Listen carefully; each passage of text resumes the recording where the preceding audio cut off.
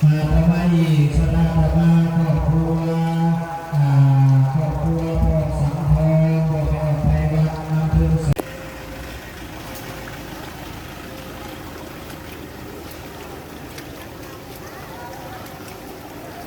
ฝนตก3 มื้อ 3 คืน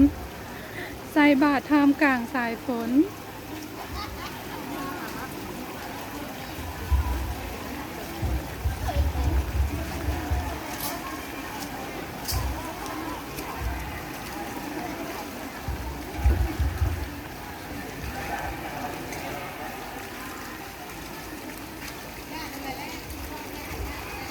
ก็ได้บุญได้ไปออกเด้อย่อใส่หัวได้บุญสุขุสุขคนเด้อ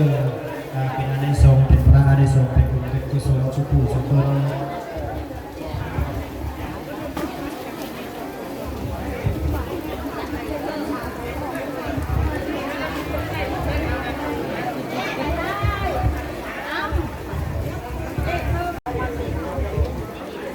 มีกุศลปีได้ออกเด้อ